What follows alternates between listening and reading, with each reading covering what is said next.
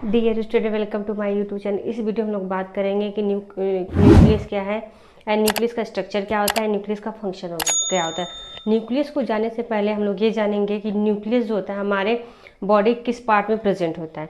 तो न्यूक्लियस जो होता है हमारे से प्रत्येक सेल में पाया जाता है। और जो न्यूक्लियस होता है कहाँ पे पाया जाता है? प्रत्येक सेल में। ठीक है, मैं क्या मतलब प्रत्येक सेल में। अब सेल क्या होती है? हमारे शरीर की स्ट्रक्चरल एंड फंक्शनल यूनिट होती है। तो जैसे हमारी सेल्स हैं, तो सेल के ये कहाँ पाया जाता है? सेंटर में। तो हमारे सेल के अंदर बहुत सारे ऑर्गेनेल्स पाए जाते हैं, like mitochondria, ribosome, Golgi body, ऐसे सारे बहुत सारे ऑर्गेनेल्स पाए जाते हैं। उन्हीं ऑर्गेनेल्स में से एक है क्या? न्यूक्लियस। ठीक है, न्यूक्लियस जो होता है हमेशा सेल के क्या कहाँ प्रेजेंट होता है? सेंटर में। और सबसे लार्ज न्यूक्लियाई, जो सबसे लार्ज ऑर्गेनेल्स है कहाँ का? सेल का। बाकी जितने भी सारे ऑर्गेनेली होते हैं कैसे होते हैं? स्मॉल होते हैं। उनसे सबसे बड़ा लार्ज क्या होता है? न्यूक्लियस होता है। न्यूक्लियस कहाँ पर? सेल के सेंटर में। ठीक है, अब हम लोग न्यूक्लियस की बात करें तो जैसे न्यूक्लियस होता है प्रत्येक हमारे बॉडी के प्रत्येक सेल में न्यूक्लियस प्रेजेंट है। ठीक है, और लेकिन कभी कभी क्या होता है, कभी कभी क्या कुछ एक्सेप्शनल है जहाँ पे न्यूक्लियस क्या होते हैं? अब्सेंट होते हैं। अब कहाँ पे अब्सेंट होते हैं? जो हमारी आरबीसी सेल्स हैं, RBC cells, human mammals RBC cells में क्या होता है? न्यूक्लियस क्या होता है? अब्सेंट होता है। वही हम लोग बात करें तो हमारे प्रत्येक सेल में एक एक न्यूक्लियस होता है, लेकिन इसमें भी कुछ एक्सेप्शनल है। जिसमें कहाँ एक्सेप्शनल है? जैसे हमारे ओस्टियोब्लास्ट सेल होती है, जो ओस्टियोब्लास्ट सेल। ओस्टियोब्लास्ट सेल में क्या होता है? एक से ज़्यादा न्यूक्लियस प्रेजेंट होते हैं। मतलब कहीं क्या था, किसी सेल में क्या था, किसी सेल में एक न्यूक्लियस प्रेजेंट है, किसी सेल में एक भी न्यूक्लियस प्रेजेंट नहीं, और किसी सेल में क्या है? एक से ज़्यादा न्यूक्लियस प्रेजेंट है। तो ओस्टियोब्लास्ट ऐसी सेल है जिसमें एक से ज़्यादा न्यूक्लियस प्रेजेंट होते हैं। अब ओस्टियोब्लास्ट सेल क्या होती है? जो हमारे बोन मेकिंग में क्या करती है? बोन मेकिंग में क्या करती है? हेल्प करती है। बोन मेकिंग में, हेल्प इन बोन मेकिंग। ठीक है, बोन को बनाने में ओस्टियोब्लास्ट हमारी क्या करती है? हेल्प करती हैं। तो ये हमारे न्यूक्लियस के बारे में कि मतलब कहाँ पाया जाता है और कहाँ पे ज़्यादा पाया जाता है, कहाँ पे नहीं पाया जाता है। और हम लोग अब बात करेंगे इस स्ट्रक्चर के बारे में और इसको किसने खोजा है, न्यूक्लियस को। तो अगर न्यूक्लियस की बात की जाए तो न्यूक्लियस की खोज किसने की थी? रॉबर्ट ब्राउन ने। किस सन में की थी? 1831 में। ठीक है, किस साइंटिस्ट ने की थी? रॉबर्ट ब्राउन ने 1831 में। अगर हम लोग न्यूक्लियस की स्ट्रक्चर की बात करें, ये स्ट्रक्चर मैं डिटेल में बताऊंगी वन बाय वन क्या होता है।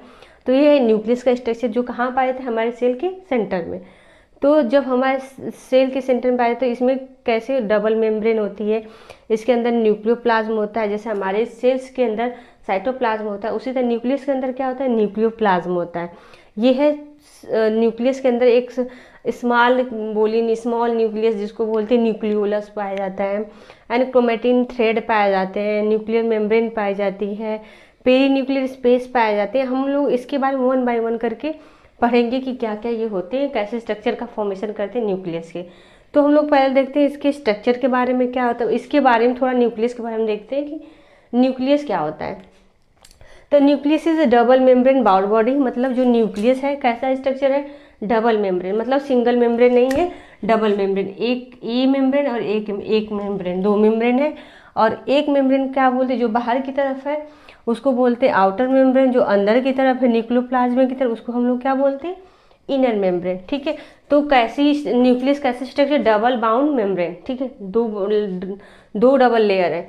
Control all cellular metabolism and includes the genetic information of the cell. देखिए जितना हमारा जेनेटिक कैरेक्टर है, इन्फॉर्मेशन हमारा, जैसे हम मेरे में जो कैरेक्टर आया है हम किससे मिला है? हमारे पेरेंट्स से मिला है। तो उसको स्टोर करना, जेनेटिक इन्फॉर्मेशन को स्टोर करने का काम।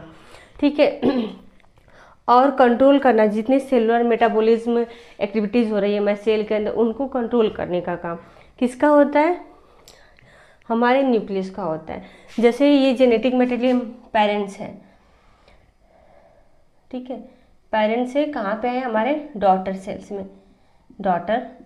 ठीक है, क्या है? Genetic material. जेनेटिक मटेरियल क्या होता है? डीएनए। ठीक है, तो उसको जेनेटिक मटेरियल को स्टोर करने का काम और उसको अगले जनरेशन में ट्रांसफ़र करने का काम, डॉटर सेल में ट्रांसफ़र करने का काम किसका होता है? हमारे न्यूक्लियस का होता है। ये न्यूक्लियस के अंदर ऐसा क्या प्रेजेंट होता है जो हमारे जेनेटिक कैरेक्टर को एक जनरेशन से दूसरी जनरेशन में ट्रांसफ़र करता है? तो क्या प्रेजेंट होता है? जीन प्रेजेंट होता है। ठीक है, जीन डीएनए होता है, डीएनए पे क्या होते हैं? जीन्स होते हैं। ठीक है, controller all director of the cell. अब इसको बोलिए, जो न्यूक्लियस होता है हमारे सेल का क्या होता है? कंट्रोलर होता है एंड क्या होता है? डायरेक्टर होता है। मतलब सारी एक्टिविटीज़ को कंट्रोल करना, उसको डायरेक्शन देना, कौन से एंजाइम कब बनाना है, कौन से प्रोटीन कब बनाना है, कौन से जीन कब बनाना है, उसका कंट्रोलर कौन होता है? हमारा न्यूक्लियस होता है। ठीक है, कंट्रोल हेरिडिटी, मतलब वो जैसे हम बताएं, कंट्रोल हेरिडिटी को क्या करता है? कंट्रोल करता है, मैनेज करता है। ग्रोथ, सेल की ग्रोथ में हेल्प करता है। एंड मेटाबॉलिज्म, सेल के मेटाबॉलिज्म में क्या करता है? ये हेल्प करता है। तो इसका ये फंक्शन हुआ। बाद में हम लोग लास्ट में इसके और फंक्शन देखेंगे कि मतलब न्यूक्लियस का क्या क्या वर्क होता है। तो उसके अब हम लोग देखते हैं स्ट्रक्चर ऑफ द न्यूक्लियस। जो न्यूक्लियस का स्ट्रक्चर होता है कैसा होता है, एकदम ईजी वे में हम लोग समझेंगे कि न्यूक्लियस का स्ट्रक्चर कैसा होता है।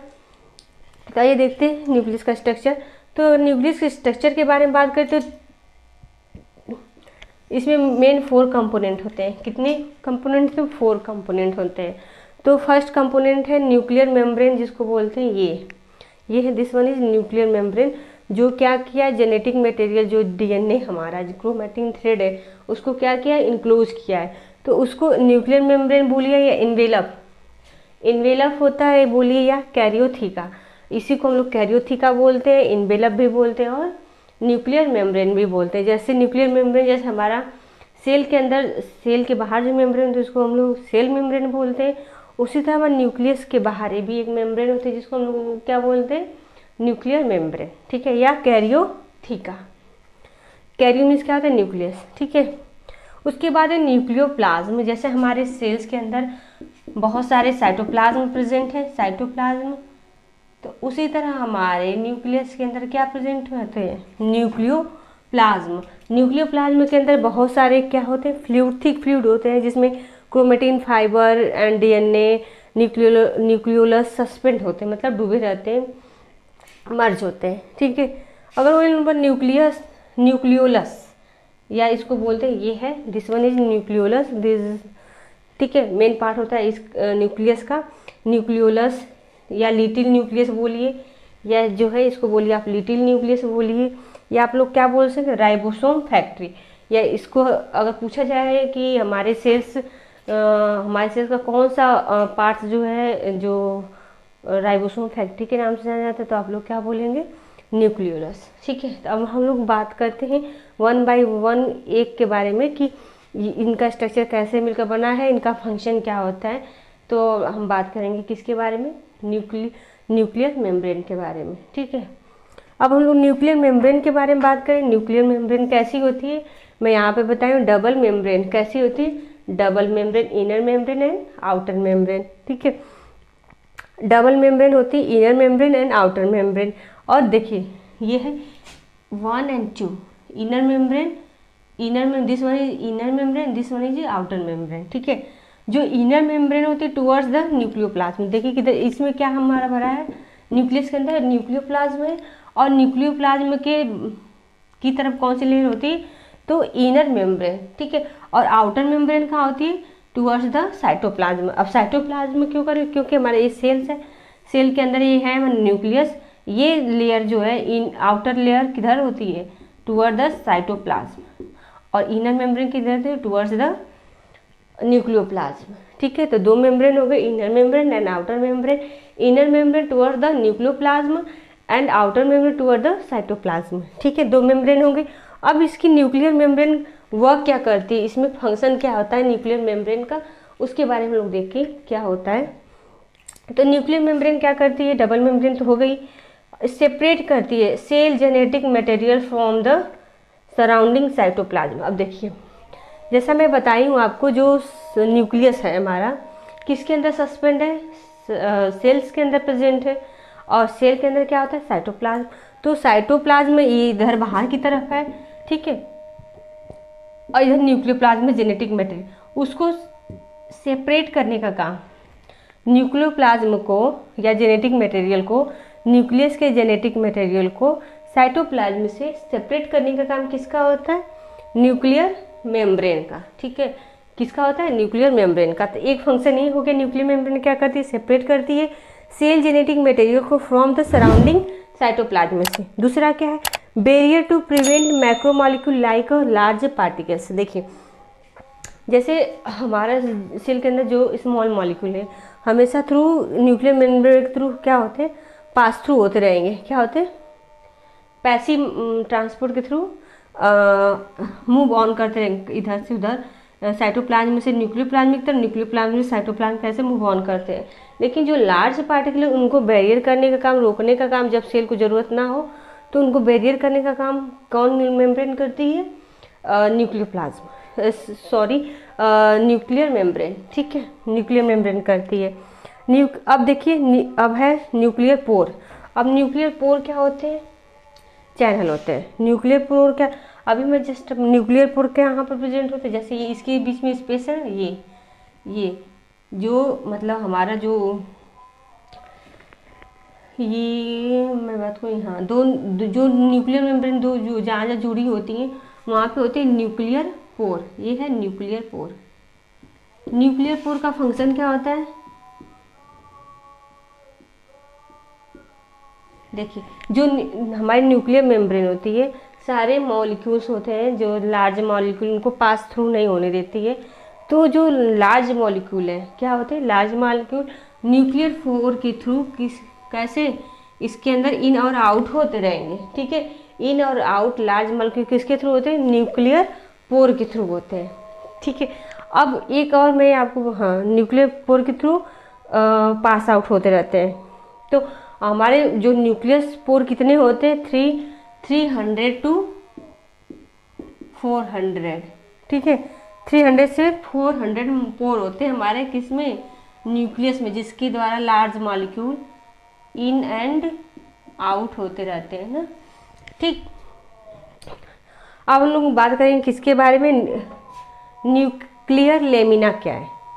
अब न्यूक्लियर लेमिना क्या है? न्यूक्लियर लेमिना को जो प्रेजेंट होती है उसका न्यूक्लियर लेमिना जो होती है उसका वर्क क्या होता है? मैकेनिकल सपोर्ट प्रोवाइड करना। अब मैकेनिकल सपोर्ट किसको प्रोवाइड करेगी? ऑब्वियसली न्यूक्लियस के अंदर है तो न्यूक्लियस को प्रोवाइड करेगी। तो ये मैकेनिकल सपोर्ट किसको प्रोवाइड करेगी? न्यूक्लियस को प्रोवाइड करती है। न्यूक्लियर लेमिना होती कहाँ है? तो न्यूक्लियर लेमिना कहाँ होती है? जो इनर साइड है, जो इनर मेम्ब्रेन है, ये इनर मेम्ब्रेन के कंटिन्यूस ऐसे इस फॉर्म में क्या होती है? लगी रहती है। कौन? Nuclear lamina. कहाँ से लगी रहती है? इनर मेम्ब्रेन के जस्ट बगल से होते हुए कंटिन्यूसली पूरे न्यूक्लियस को क्या की है? बाउंड की है, घेरी हुई है, ठीक है। और इसका फंक्शन क्या होता है? Provide the mechanical support. ये क्या प्रोवाइड करती है? मैकेनिकल सपोर्ट प्रोवाइड करती है। किसको? न्यूक्लियस को, ठीक है। तो ये रहा न्यूक्लियर लेमिना का फंक्शन, ठीक है। और किसके द्वारा लगी है? इनर मेम्ब्रेन के थ्रू। आपको याद रखना है inner membrane, not outer membrane, ठीक है। अब है न्यूक्लियोप्लाज्म। न्यूक्लियोप्लाज्म में क्या होता है? अब न्यूक्लियोप्लाज्म जैसे मैं आपको जस्ट स्टार्टिंग में बताई हूँ, जैसे हमारे सेल्स के अंदर क्या होते हैं? साइटोप्लाज्म होते हैं, उसी तरह हमारे न्यूक्लियस के अंदर क्या होते हैं? न्यूक्लियोप्लाज्म होते हैं। तो जैसे हमारे साइटोप्लाज्म के अंदर बहुत सारे ऑर्गेनेल सस्पेंड होते हैं, मतलब डूबे होते हैं, मर्ज होते हैं, ठीक है। मैट्रिक्स होता है, ठीक। उसके अंदर हमारे सारे ऑर्गेनेल्स प्रेजेंट होते हैं साइटोप्लाज्म के अंदर। उस तरह न्यूक्लियस के अंदर भी क्या होते हैं? न्यूक्लियोप्लाज्म होते हैं। इसमें क्या होते हैं? ये सारे ऐसे matrix, gel like matrix, gel like नहीं, फ्लूइड, थिक फ्लूइड होता है, ठीक है। तो मैट्रिक्स प्रेजेंट होता है जिसको हम लोग क्या बोलते हैं? न्यूक्लियोप्लाज्म। तो nucleoplasm is a type of protoplasm. Protoplasm या साइटोप्लाज्म, ठीक है। तो nucleoplasm is a type of protoplasm composed of thick fluid. किससे मिलकर बना है? थिक फ्लूइड से। फ्लूइड तरल, थिक, थोड़ा थिक हो फ्लूइड, एंड क्रोमेटिन फाइबर। और किससे मिलकर बना? देखिए क्रोमेटिन फाइबर है। इसके अंदर क्या होती है? ये क्रोमेटिन थ्रेड लाइक स्ट्रक्चर होते हैं ना, ये क्रोमेटिन फाइबर होते हैं, जिसपे इसको हम लोग क्या बोलते हैं? यही बाद में क्रोमोसोम का फॉर्मेशन करेगा, इसी पे हमारा डीएनए प्रेजेंट होगा। डीएनए पे क्या प्रेजेंट होगी? जीन होंगे। तो इसमें क्रोमेटिन फाइबर क्या होते हैं? सस्पेंड होते हैं, ठीक। Chromatin fibre made of DNA, जो किसके बने होते हैं? क्रोमेटिन फाइबर डीएनए के बने होते हैं। अभी जब सेल स्टार्ट नहीं होती डिवाइड करना, उससे पहले ये थ्रेड फॉर्म रहेंगे। जब स्टार्ट करने लगेगी जब प्रोफेज, मेटाफेज, एनाफेज स्टार्ट होगा तो ये कंडेंस होके क्रोमोजोम बना लेते हैं। मतलब ऐसे हमारे न्यूक्लियस के अंदर ऐसे किस फॉर्म में बना लेते हैं, क्रोमोजोम बना लेते हैं। ठीक है, ऐसे composed of thick fluid and chromatin fibre made of DNA. किसके बने होते हैं क्रोमेटिन फाइबर, डीएनए के बने होते हैं। दिस फ्लूइड कंटेन वाटर, इसके अंदर क्या हो सकता है, water, dissolve ion and complex mixture of the molecule, और बहुत सारे मॉलिक्यूल्स हो सकते हैं। तो ये रहा न्यूक्लियोप्लाज्म। अगर हम लोग स्ट्रक्चर के बारे में देख लेते हैं, इसके स्ट्रक्चर की बात करते हैं तो और क्या होता है इसके अंदर, देखिए पेरी न्यूक्लियर स्पेस क्या होता है, तो इनर मेम्ब्रेन और आउटर मेम्ब्रेन। ठीक है, इनर मेम्ब्रेन और आउटर मेम्ब्रेन के बीच में जो स्पेस बच रहा है, ठीक है, उसको हम लोग क्या बोलते हैं, पेरी न्यूक्लियर स्पेस, जो कितना नैनोमीटर होता है, 10 to 50 नैनोमीटर। कितने पेरी न्यूक्लियर स्पेस कितना होता है, 10 to 50 नैनोमीटर। ठीक है, अगर हम वही बात करें क्रोमेटिन की, जो बाद में क्या बनाता है, क्रोमोजोम होता है। पहले क्रोमेटिन एक थ्रेड लाइक स्ट्रक्चर होता है। कैसा थ्रेड लाइक स्ट्रक्चर, कहाँ प्रेजेंट होता है, न्यूक्लियस के अंदर। The nucleus contain cell genetic material in the form of chromosome. ठीक है, जो जेनेटिक मटेरियल हमारा जो ये थ्रेड लाइक स्ट्रक्चर है, ये किससे मिलकर बनता है, डीएनए। डीएनए पे क्या प्रेजेंट होता है, हमारे जेनेटिक मटेरियल, जीन प्रेजेंट होते हैं। ठीक है, तो न्यूक्लियस जो होता है contain cell genetic material in the form of chromosome. अब देखिए क्या बोल रहा है, जैसे हमारा सेल्स है तो हमारे सेल्स में जो क्रोमेटिन होते हैं, जो जेनेटिक मटेरियल, पहले तो किस फॉर्म में होता है, थ्रेड लाइक स्ट्रक्चर होता है, ऐसे यूं यूं यूं thread like structure. Cell division से पहले, जब सेल डिवाइड नहीं करे, अगर इस सेल को डिवाइड करना है, ये सेल डिवाइड करने लगे तो इसमें जो ये क्रोमेटिन थ्रेड है, ठीक है, क्रोमेटिन थ्रेड है, कंडेंस हो जाएंगे। कब, सेल डिवीजन से पहले। ये तो थ्रेड लाइक स्ट्रक्चर होंगे, क्रोमेटिन लाइक स्ट्रक्चर, लेकिन उस पर तो डीएनए प्रेजेंट होगा। ठीक है, फिर ये आफ्टर क्या करेंगे, सेल डिवीजन के बाद, सेल डिवीजन के टाइम ये क्या होंगे, न्यूक्लियस मतलब क्रोमोजोम बना लेंगे, ऐसे इस फॉर्म में स्ट्रक्चर बना लेंगे।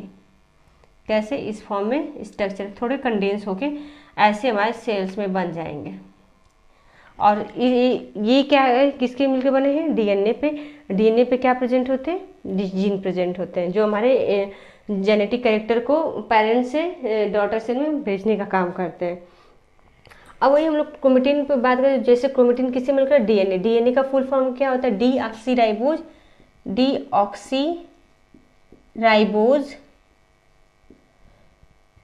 Nucleic acid, nucleic acid. ठीक है, और किससे मिलकर बना है, क्रोमेटिन डीएनए से मिलकर बना है, और किससे मिलकर, हिस्टोन प्रोटीन। जो प्रोटीन होती है इसको डीएनए को फॉर्म बनाने में, क्रोमेटिन को बनाने में कौन सी होती है, हिस्टोन प्रोटीन होती है। ठीक है, अब वही हम लोग बात करें न्यूक्लियोलस। न्यूक्लियोलस क्या है, जैसे ये है हमारा न्यूक्लियोलस। ठीक है, न्यूक्लियोलस कहाँ प्रेजेंट होता है, इनसाइड द न्यूक्लियस। ठीक है, तो न्यूक्लियोलस लार्जेस्ट मेम्ब्रेन, जिसको न्यूक्लियोलस को हम लोग क्या बोलते हैं, राइबोसोम फैक्ट्री बोलते हैं। क्यों राइबोसोम फैक्ट्री बोलते हैं, क्योंकि न्यूक्लियोलस के अंदर फॉर्मेशन होता है, सिंथेसिस किसका, राइबोसोम्स का। एंड इसको स्मॉल न्यूक्लियस भी बोलते हैं, छोटा न्यूक्लियस बोलते हैं। ठीक है, स्मॉल न्यूक्लियस। ठीक, तो largest membrane less body found in the nucleoplasm, ये कहाँ पाई जाती है, ये हमारा न्यूक्लियोप्लाज्म है, किसका, न्यूक्लियस का। उसके अंदर जो होता है न्यूक्लियोलस पाया जाता है। ठीक है, न्यूक्लियोलस कैसा है, मेम्ब्रेन लेस बॉडी है, मेम्ब्रेन लेस। ठीक है, manufacture assemble of the ribosome, जो क्या करती है, मैन्युफैक्चर करती है, एंड असेंबल मीन्स असेंबल करती है, सिंथेसिस करती है, किसका, राइबोसोम्स का। तो इसके अंदर फॉर्मेशन होता है राइबोसोम का, असेंबल होता है राइबोसोम का, इसीलिए इसको बोलते हैं न्यूक्लियोलस को राइबोसोम फैक्ट्री, राइबोसोम फैक्ट्री। ठीक, और क्या करती है, सिंथेसिस ऑफ आरएनए, और क्या करती है, सिंथेसिस करती है राइबोसोमल आरएनए का। वही मैं बोली हूँ कि जो राइबोसोम बनेंगे, कौन कौन से, मेनली कौन, राइबोसोम, जो इसके अंदर बन रहा है, राइबोसोम न्यूक्लियोलस के अंदर। ठीक है, जो आरएनए बन रहा है न्यूक्लियस के अंदर, किसके, न्यूक्लियोलस के अंदर, उसको हम लोग क्या बोलते हैं, आरएनए। क्या बोलते हैं, आरएनए, जो क्या करता है, help in synthesis of the ribosome, जो राइबोसोम के सिंथेसिस के लिए क्या है, इम्पॉर्टेंस होता है, help in the synthesis of the ribosome. ठीक है, अब वही हम लोग फंक्शन की बात करेंगे, तो फंक्शन क्या होता है, फंक्शन तो कंट्रोल हेरिडिटरी, मतलब hereditary characteristic of an organism. जैसे एक ऑर्गेनिज्म का कैरेक्टर उसके प्रोजनी में कैसे जाता है, उसके डॉटर्स में कैसे जाता है, थ्रू जेनेटिक मटेरियल के द्वारा। जेनेटिक मटेरियल क्या है इसका, डीएनए होता है। और डीएनए कहाँ प्रेजेंट होता है, न्यूक्लियस के अंदर। तो ये कंट्रोल करता है क्या, हेरेडिटरी कैरेक्टर को। उसके हम लोग DNA replication during cell cycle. देखिए अब हमारे सेल्स में डीएनए होते हैं, ठीक है। अब उसको दूसरे सेल्स में भेजना है, मतलब सेल डिवाइड कर, एक सेल से 2 सेल बन रही है, ठीक है। एक सेल से क्या 2 सेल्स बन का फॉर्मेशन होता है। डीएनए रिप्लिकेट करेगा, मतलब सिंगल, आपको पता है डीएनए क्या होता है, डबल स्टैंड होता है, ठीक है। तो डीएनए रिप्लिकेट करके मतलब अपने जैसी कॉपी, मल्टीपल आप कॉपी बनाएगा, ताकि सेल डिवीजन जब हो तो मतलब दूसरी कॉपी दूसरे डॉटर सेल्स में जा सके। तो डीएनए में रिप्लिकेशन करता है, DNA replication during cell cycle, मतलब सेल साइकिल के समय डीएनए में क्या होता है, रिप्लिकेशन होता है। रिप्लिकेशन मीन्स मल्टीपल कॉपी बनती है, किसकी, डीएनए की बनती है, ठीक है। तो उसमें भी हेल्प करता है, इसका फंक्शन है सेलुलर मेटाबॉलिज्म। अब सेल के अंदर सारी एक्टिविटी को कंट्रोल करना, मेटाबॉलिक एक्टिविटी को कंट्रोल करना, एंजाइम बहुत सारे होते हैं उसको कंट्रोल करना, एंजाइम का फॉर्मेशन करना, प्रोटीन का सिंथेसिस करना, जितनी सारी मेटाबॉलिक एक्टिविटीज़ है किसके थ्रू होती है, न्यूक्लियस के थ्रू होती है, ठीक है। अब है जीन एक्सप्रेशन। जीन एक्सप्रेशन क्या होता है, cellular metabolism and gene expression. Gene expression क्या है, जीन के कुछ जो इन्फॉर्मेशन होती है, क्या होती है, जीन के कुछ इन्फॉर्मेशन प्रोटीन की सिंथेसिस के लिए क्या होती है, जो जीन की कुछ इन्फॉर्मेशन होती है, जीन